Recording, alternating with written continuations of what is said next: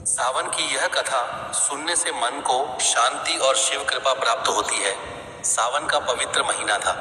चारों ओर हरियाली छाई हुई थी। आसमान में काले बादल मंडरा रहे थे और रिमझिम बारिश से वातावरण में एक अलग ही पवित्रता घुल गई थी। गांव के पुराने शिव मंदिर में हर सुबह हर हर महादेव के जयकारे गूंजते थे।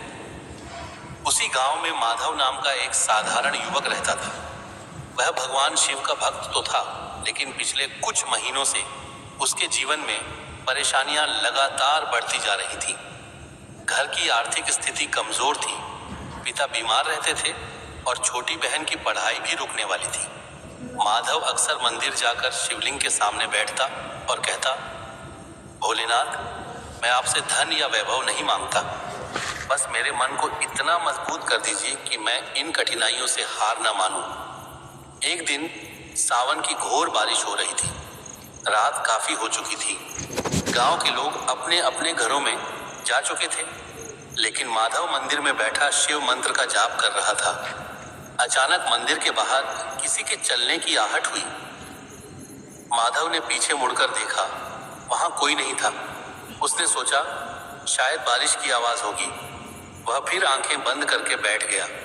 तभी मंदिर के गर्भगृह की ओर से हल्की सी घंटी बजने की आवाज आई। Ton ton. माधव चौंक गया। मंदिर में उस समय उसके अलावा कोई नहीं था। वह धीरे धीरे शिवलिंग के पास पहुंचा। वहां उसे एक छोटा सा पुराना तांबे का पात्र दिखाई दिया, जिसे उसने पहले कभी नहीं देखा था। पात्र के नीचे एक मुड़ा हुआ कागज रखा था। माधव ने कागज उठाया। उस पर लिखा था, जिसे यह संदेश सावन की रात मिले, वह कल सूर्योदय से पहले मंदिर के पीछे वाले पुराने कुएं के पास जाए। वहां उसे अपने प्रश्न का उत्तर मिलेगा। माधव के मन में कई सवाल उठने लगे। यह कागज यहाँ किसने रखा? और सबसे बड़ी बात, उसके प्रश्न का उत्तर किस बारे में था? उस रात वह ठीक से सो नहीं पाया। सुबह होते ही वह मंदिर के पीछे पुराने कुएं के पास पहुंच गया।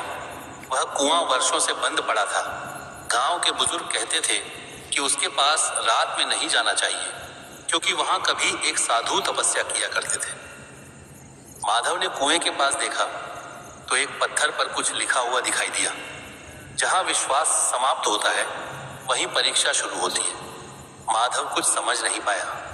तभी उसकी नजर कुएं के पास पड़े एक पुराने लकड़ी के संदूक पर पड़ी। संदूक पर धूल जमी थी। उसने उसे खोला तो अंदर एक पुरानी शिव प्रतिमा, कुछ बेलपत्र और एक कपड़ा रखा था।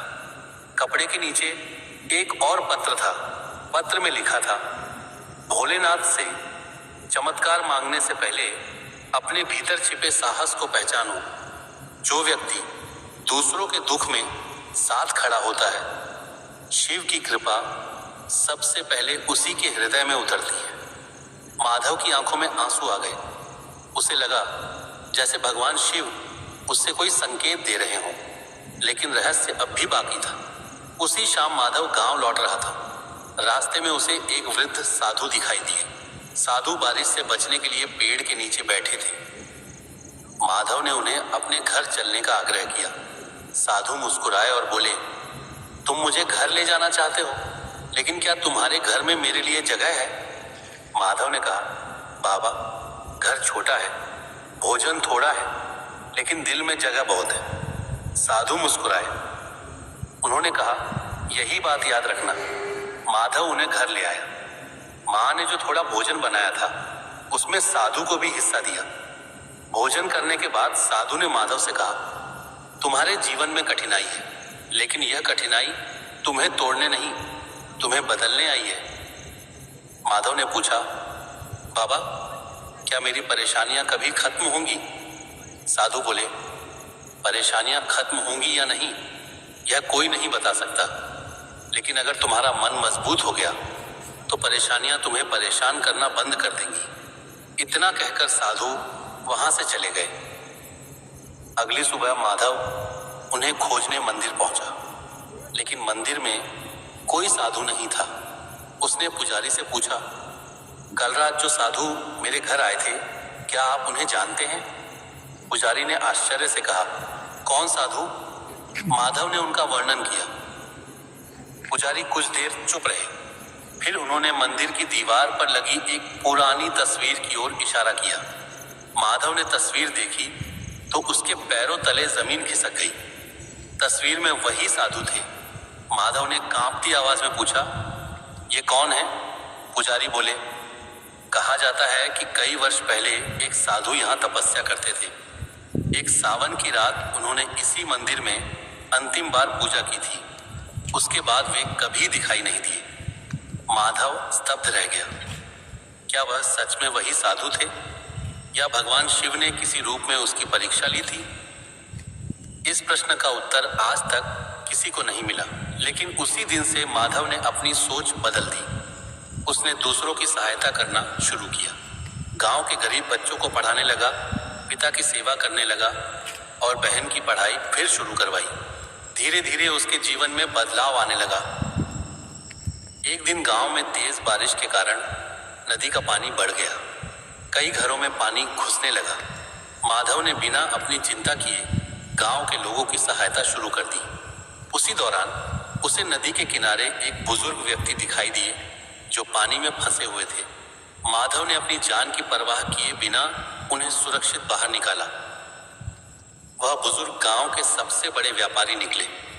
उन्होंने माधव की ईमानदारी और साहस से प्रभावित होकर उसे अपने काम में शामिल कर लिया। कुछ समय बाद माधव की आर्थिक स्थिति सुधरने लगी, लेकिन वह कभी नहीं भूला कि उसकी जिंदगी बदलने की शुरुआत कहां से हुई थी। सावन के आखिरी सोमवार को वह फिर उसी शिव मंदिर में पहुंचा। उसने शिवलिंग पर जल चढ़ाया, बेलपत्र अर्पित किए और आंखें बंद कर ली। तभी मंदिर की घंटी अपने आप बज उठी। Ton ton. माधव ने आंखें खोली। शिवलिंग के पास वही तांबे का पात्र रखा था। उसने पात्र उठाया। इस बार उसमें कोई कागज नहीं था, बस एक छोटा सा बेलपत्र था। बेलपत्र के नीचे 3 शब्द लिखे थे, विश्वास बनाए रखना। माधव की आंखों से आंसू बहने लगे। उसने हाथ जोड़कर कहा, महादेव, अब मुझे किसी चमत्कार की आवश्यकता नहीं। आपने मुझे समझा दिया कि सच्ची कृपा वह नहीं जो जीवन में कठिनाइयां आने ही ना दे, बल्कि वह है जो कठिनाइयों के बीच सही रास्ता दिखा दे। कहते हैं उस दिन के बाद माधव के जीवन में अनेक उतार चढ़ाव आए, लेकिन उसने कभी भगवान शिव पर अपना विश्वास नहीं छोड़ा। और गांव के लोग आज भी कहते हैं कि सावन की उस रहस्यमयी रात का सच कोई नहीं जानता। वह साधु कौन थे? तांबे का पात्र वहां किसने रखा? पुराने कुएं के पास लिखे संदेश किसने छोड़े? इन सवालों का उत्तर शायद कभी नहीं मिलेगा, लेकिन उस रहस्य ने पूरे गांव को एक सीख जरूर दी। जब मन सच्चा हो, कर्म अच्छे हो और विश्वास अटूट हो, तो भगवान शिव की कृपा किसी न किसी रूप में जीवन का मार्ग अवश्य दिखाती है। सावन केवल जल चढ़ाने का महीना नहीं है, यह अपने भीतर के अहंकार, भय और निराशा को शिव चरणों में समर्पित करने का समय है। जब मन अशांत हो तो कुछ पल आंखें बंद करके एयूएम नमः शिवाय का स्मरण करें। अपने कर्म ईमानदारी से करें और किसी जरूरतमंद की सहायता करें, क्योंकि हो सकता है जिस चमत्कार की हम वर्षों से प्रतीक्षा कर रहे हों, वह किसी रहस्यमयी घटना के रूप में नहीं, बल्कि हमारे अपने अच्छे कर्मों के रूप में हमारे सामने खड़ा हो। और शायद यही सावन की सबसे बड़ी कथा है। महादेव हमारे जीवन की हर कठिन परीक्षा में हमारे साथ रहते हैं, बस हमें विश्वास का दीपक बुझने नहीं देना चाहिए। ऐसे ही और कहानी और कथा सुनने के लिए हमारे चैनल को लाइक, शेयर, फॉलो और सब्सक्राइब करें। धन्यवाद।